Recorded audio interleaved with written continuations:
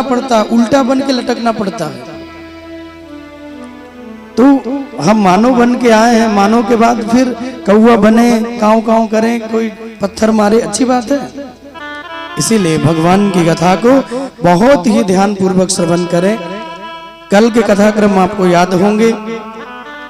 भागवत के महात्मा की बहुत सुंदर चर्चा कल मैंने आपको सुनाई, जहां बड़े ही सुंदर भक्ति की महिमा का आप लोगों ने आनंद लिया। और एक बात बता के कथा को प्रारंभ करते हैं कि वो लोग भाग्यशाली लोग हैं जिनको भगवान की कथा ऐसे कलयुग में भी प्राप्त होती है। आप लोग अपने जीवन के भाग्य को आज देवताओं से भी ज्यादा मान सकते हैं, क्योंकि देवता भी भगवान की कथा को सुनने के लिए तरसते हैं। दुर्लभैव कथा लोके सुराणामापि दुर्लभम।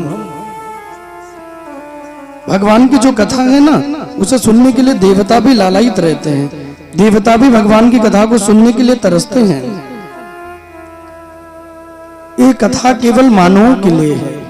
इसलिए हनुमान जी महाराज भगवान राम के संग में साकेत लोक को गए नहीं। हनुमान जी महाराज यहीं रह गए। क्यों रह गए? भगवान राम कहते हैं कि चलो, तुम भी चलो, सब लोग मेरे साथ चल रहे हैं, हनुमान जी तुम भी चलो, मेरे धाम में चलो, तुम्हें वहां हर आनंद मिलेगा। लेकिन हनुमान जी के नेत्र भर आए और रोते हुए हनुमान जी कहते हैं, प्रभु क्या आपकी कथा सुनने को मिलेगी? मैं चलने के लिए तैयार हूं, लेकिन क्या आपकी कथा वहां सुनने को प्राप्त होगी?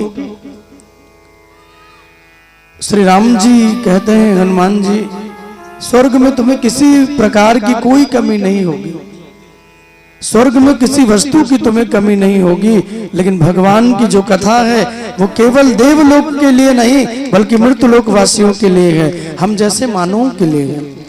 राधे राधे बोलना पड़ेगा।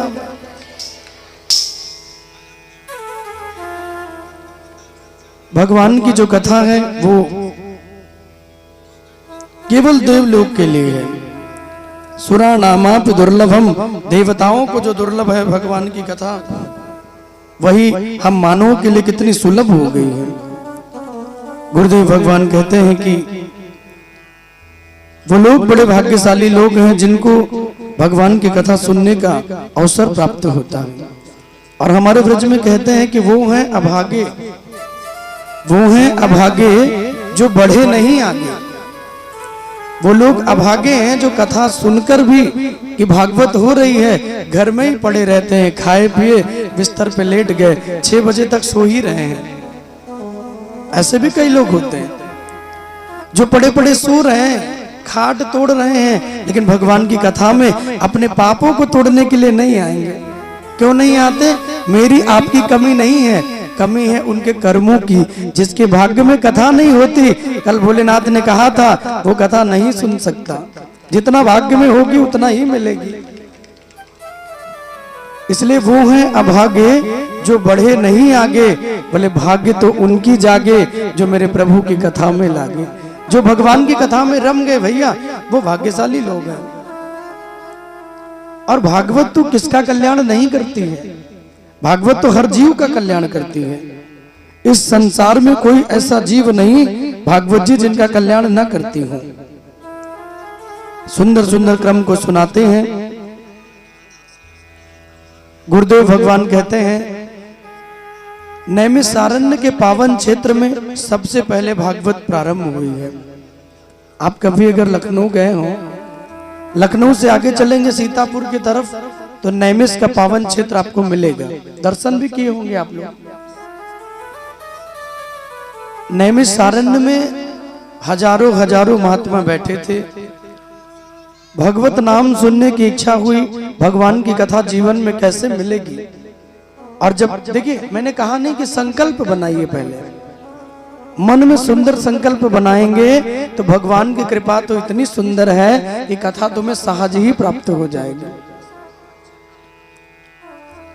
देवताओं ने जब संकल्प बनाया कि भगवान की कथा सुनने को प्राप्त हो, और जब संकल्प बना तो स्वयं सूत जी महाराज पहुंचे।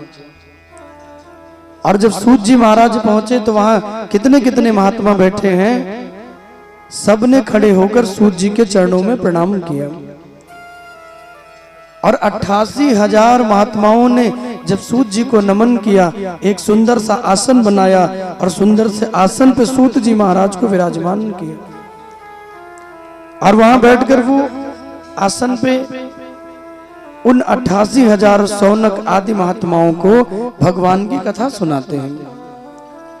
हाथ जोड़ के प्रश्न किया कि प्रभु, अज्ञान ध्वांत विध्वंस कोटि सूर्य समा प्रभा सूताख्यायि कथा सारम मम कर्ण रसायनम। अज्ञान ध्वांत विध्वंस। सूत जी महाराज से दोनों हाथ जोड़ के कहते हैं कि महाराज, आपका जो ज्ञान है ना, कोटि सूर्य समप्रभा, वो करोड़ों सूर्यों के समान है। अपने ज्ञान के द्वारा उन 88,000 महात्माओं ने कहा कि हमारे अज्ञान को मिटाइए। अज्ञान ध्वांत विध्वंस, अपने ज्ञान का दीपक जलाइए जिससे हमारा जो अज्ञान है वो समाप्त हो जाए। सूताख्यायि कथा सारम, हे सूत जी महाराज, मुझे भगवान की ऐसी सुंदर कथा सुनाइए जिसे सुनकर मम कर्ण रसायनम, मेरे कानों को आनंद आ जाए। और याद रखिए, कर्ण आनंदित तभी होते हैं जब उनमें भगवान की कथा पड़े। विषयों का आनंद, विषयों की बातचीत सुनते सुनते कान प्रसन्न नहीं होते, कर्ण प्रसन्न तब होते हैं जब जीव के द्वारा भगवान की कथा श्रवणों में पड़ती है तो कर्ण भी धन्य हो जाते हैं, उस जीव को धन्यवाद देते हैं।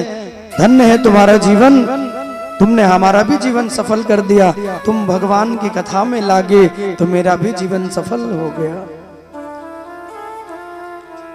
नेत्र मिले हरि दर्शन को, नेत्र मिले हैं भगवान का दर्शन करने के लिए, कान मिले हैं भगवान की कथा सुनने के लिए, हाथ मिले हैं किसी को मारने पीटने के लिए नहीं, मारते पीटते रहिए, महाभारत ही करते रहिए, बोले नहीं, हाथों की जो सबसे सुंदर सार्थकता है वो इन्हीं हाथों से गोविंद को भोग लगाइए, इन्हीं हाथों से भगवान के लिए माला बनाइए, तुलसी तोड़िए, भगवान को तुलसी का भोग लगाइए, तो हमारे हाथ भी पवित्र हो जाते हैं। शरीर का एक एक अंग को पवित्र करना पड़ता है तब जाके भक्ति में मन लगता है। पहले अपने आहार को शुद्ध कीजिए, आहार शुद्ध होगा तो आपके विचार शुद्ध होंगे, आपका विचार शुद्ध होगा तो आपका व्यवहार शुद्ध होगा, आपका व्यवहार शुद्ध हो गया तो संसार शुद्ध होगा, और ये चारों चीजें शुद्ध हो गई तो जीवन ही परिवर्तित हो जाएगा, जीवन पवित्र हो जाएगा भैया। इसलिए विचारों को बदलिए। और विचार कैसे बदलेंगे? बोले भोजन से विचार बनते हैं। जो अन्न हम लोग ग्रहण करते हैं ना, वैसे ही विचार हमारे मन में आते हैं, क्योंकि जैसा खाएं अन्न वैसा बने हमारा मन। अपने आहार को हमेशा सुंदर बनाइए, भोजन करने के लिए अच्छे आहार को ग्रहण कीजिए। उल्टी सीधी चीजें जो शास्त्रों में संतों ने मना किया है वो जीवन में कभी भी ग्रहण नहीं करनी चाहिए। कई लोगों को मैं देखता हूं, वैसे तो भक्त होते हैं, बड़ी भक्ति करते हैं, लेकिन जब भोजन की बात आई तो उल्टी सीधी चीजें भी खा लेते हैं। कोई मांस भक्षण कर रहा है, कोई मदिरा पी रहा है। संतों ने कहा अरे राम राम राम, किसी को खा लेना ये कहाँ का विषय है भाई? खाने के लिए भगवान ने इतनी चीजें दी हैं, हमारे यहाँ इतनी सब्जियां हैं, इतने प्रकार के फल हैं, इतने प्रकार की व्यवस्था है, जो मर्जी खाइए। आहार को शुद्ध बनाएंगे तो आपका विचार, व्यवहार, संसार सब कुछ शुद्ध होगा। भोजन दूषित हो गया तो विचार भी दूषित हो जाएंगे, विचार दूषित हुआ तो व्यवहार अच्छा नहीं होगा, संसार भी अच्छा नहीं लगेगा। कलयुग का प्रभाव हमारे जीवन में ना हो, इसलिए आहार को हमेशा शुद्ध बनाइए। भोजन वही ग्रहण कीजिए जो भोजन भगवान को भोग लगता है। अब अपनी रसोई में कभी कोई ऐसी वस्तु न बनाए जो भगवान को भोग न लगे। हम लोग तो दरबार में बैठे हैं, बाबा महादेव की कृपा हुई है, उनके ही शरण में बैठ गए और भागवत का आनंद ले रहे हैं। और याद रखिए, भागवत अमर कथा है जो भगवान भोलेनाथ ने पार्वती जी को सुनाई थी, और वो भी भगवान के शरण में बैठ के, भगवान के प्रांगण में बैठ के।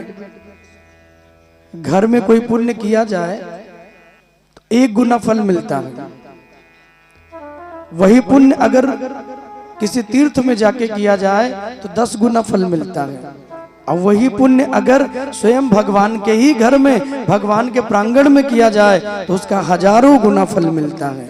यहाँ तो हम लोग बैठ के सुन रहे हैं, तो एक बार भी यदि हम भगवान का नाम लेंगे तो हमें हजारों बार नाम लेने का फल मिलेगा। इतनी बड़ी कृपा है, फिर भी जिसके श्रवणों में भगवान का नाम आनंद ना देता हो, वो भैया अभागे ही है, वो तो उनकी किस्मत है। गुरुदेव भगवान कहते हैं कि मम कर्ण रसायनम, हमारे कानों में रस की तरह घुल जाए वो मुझे सुनाइए। सूत जी महाराज ने कहा कि आप चिंता मत करिए, श्रीमद्भागवतम दिव्यम, हम तुम्हें 7 दिन में होने वाली श्रीमद्भागवत कथा का श्रवण कराएंगे, जिसे सुनकर तुम्हारे कर्ण प्रसन्न हो जाएंगे। सारे महात्मा बैठ गए, दोनों हाथ जोड़ के तिलक चंदन माला पहनाई और फिर आके स्थान लेके कथा को श्रवण करने लगे। सूत जी कहते हैं कि एक समय की बात है, देवर्षि नारद अपनी वीणा पे भगवान का नाम बजाते हुए इस धराधाम पे आ गए। और नारद जी जब धराधाम पे आए तो जिस जगह भी नारद जी जाते हैं, कहीं भी नारद जी गए तो नारद जी का मन जो है वो प्रसन्न नहीं हुआ। न गंगा न गया काशी, न प्रयागे न च पुष्करम, सुख शास्त्र कथा यस्य फलेन समताम नयेत। गंगा गया काशी गोदावरी, कहीं भी जाइए सबसे बड़ी महिमा अगर है तो श्रीमद् भागवत की ही है। राधे राधे बोलना पड़ेगा, जोरदार ताली हो जाए। बोली वाक्य बिहारी लाल की। सबसे बड़ी महिमा है तो भगवान के कथा की ही है, भगवान के नाम की ही सबसे बड़ी महिमा है। गुरुदेव भगवान कहते हैं कि नारद जी जब घूमते घूमते आए, हर जगह नारद जी गए, ध्यान से सुने, कहीं भी नारद जी का मन प्रसन्न नहीं हुआ। गृहस्थियों के यहाँ गए, वहां भी, संतों के यहाँ गए, वहां भी, जहां भी नारद जी जाते हैं हर जगह आचार व्यवहार विचार बदला है, इसलिए नारद जी प्रसन्न नहीं हुए। और वही नारद जी महाराज जब घूमते घूमते भ्रमण करते करते श्री धाम वृंदावन में आए तो धन्य है वृंदावन धाम, धन्य है प्रभु की भक्ति की। वृंदावन में आते ही नारद जी का मन जो अशांत था, जो अप्रसन्न था, वो नारद जी गदगद हो गए। क्योंकि कल भी मैंने कहा था वृंदावन प्रेम की नगरी है भैया। जो प्रेम लेके आते हैं, जो भक्ति लेके व्रज में आते हैं, उन्हें आज भी वृंदावन में आनंद मिलता है। धन्यम वृंदावनम यस्य भक्तिर्नित्यति अत्र च। धन्य है श्री धाम वृंदावन, जहां आज भी भक्ति देवी नृत्य करती है। नारद जी आए और जब नारद जी महाराज यमुना के किनारे पहुंच गए, एक स्त्री को बैठा हुआ नारद जी ने देखा। और जब नारद जी उस स्त्री को देखते हैं ना, तो नारद जी गदगद हो गए। लेकिन फिर क्या देख